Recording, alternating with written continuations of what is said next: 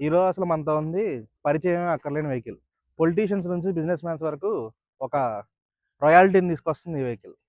3 litre turbo diesel ఇంజిన్‌తో వస్తుంది ఈ car.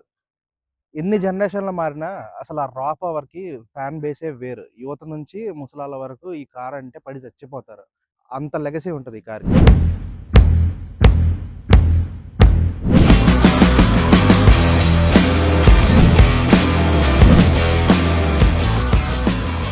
కార్‌లో గీచర్లు ఏమి ఉండవు. ఫీచర్లు కావాలంటే ఈ కారు జోలికి రాకపోవడమే మంచిది. కానీ దీంట్లో ఉండేదేంటంటే టొయోటా. ఈ లోగో ఒక నమ్మకం ఇస్తది. ఇంజిన్ ఎన్ని లక్షల కిలోమీటర్లైనా తిరుగుద్దనే గ్యారంటీ ఇస్తది మనకి. ఆ భరోసాతోటి దీన్ని ఎక్కడికైనా తీసుకెళ్ళొచ్చు.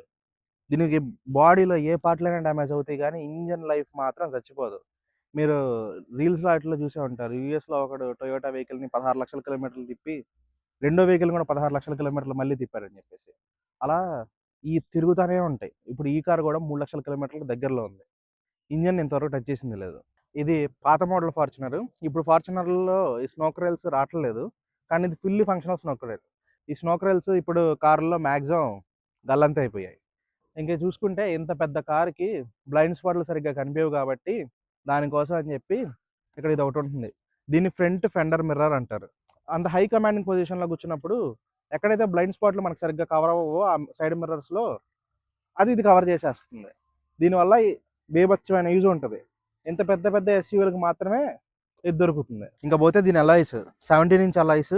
అసలు టైర్ ప్రొఫైల్ ఇంత పెద్దగా ఉండి రోడ్ల మీద గానీ, ఆఫ్ రోడ్‌లో గానీ ఇది తిరుగుతుంటే ఉంటది. ఒక హై ఇస్తది బయట నుంచి చూసేటప్పుడు గానీ, లోపల డ్రైవ్ చేసేవాడికి గానీ ఒక కాన్ఫిడెన్స్ వస్తది టైర్ల మీద. దీంతో పాటు దీన్ని కొంతమంది మోడిఫై చేసేస్తారు. 18 ఇంచులు పెడతారు. సస్పెన్షన్ ఇంకొంచెం పైకి లేపి 19 ఇంచులు పెడతారు. ఎన్ని ఎక్స్‌పెరిమెంట్‌లు చేయాలో ఈ కార్‌ల మీద అన్ని ఎక్స్‌పెరిమెంట్‌లు చేస్తారు. ఇంత చేసినా గూడా ఇంజిన్‌కి మాత్రం ఏమీ కాదు. Because it's Toyota. Sun roof first generation నుంచి ఇప్పుడొచ్చిన లేటెస్ట్ జనరేషన్ లెజెండర్ వరకు సన్ రూఫ్ అనేదే ఉండదు. ఫార్చునర్‌లో సన్ రూఫ్‌లు లేవు. మీరెక్కడన్నా కనిపిస్తే అది బయట వాళ్ళు మోడిఫై చేయించేసి ఇక్కడ ఇలా కట్ చేసి అలా సన్ రూఫ్, మూన్ రూఫ్ వాళ్ళకి కావాల్సినవి పెట్టించుకుంటారు. టొయోటా నుంచి మాత్రం సన్ రూఫ్‌లు రావు. నా హైట్ వచ్చేసరికి 5'11". నేను దీంట్లోకి డైరెక్ట్‌గా ఎక్కాలన్నా కూడా కొంచెం టాస్కే.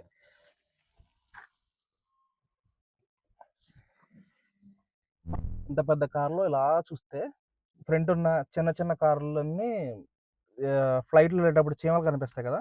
అలా కనిపిస్తాయి.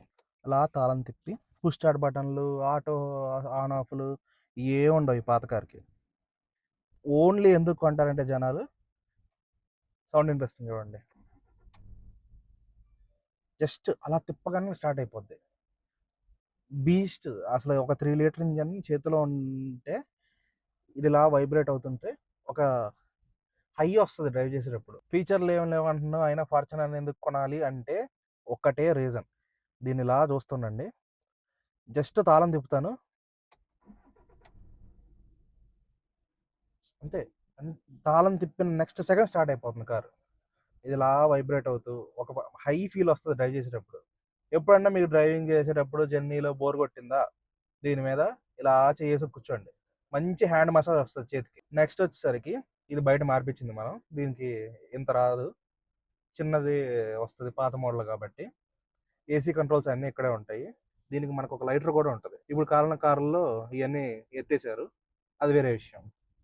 ఇక్కడ మనకు ఛార్జింగ్ సాకెట్, యూఎస్‌బీ కేబుల్స్ ఇయన్నీ ఉన్నాయి. ఇక్కడ యూఎస్‌బీ కేబుల్లు, ఛార్జింగ్ సాకెట్లు ఇయన్నీ ఇక్కడ ఉంటాయి. అక్కడ గ్లో బాక్స్ ఉంటది మనకి.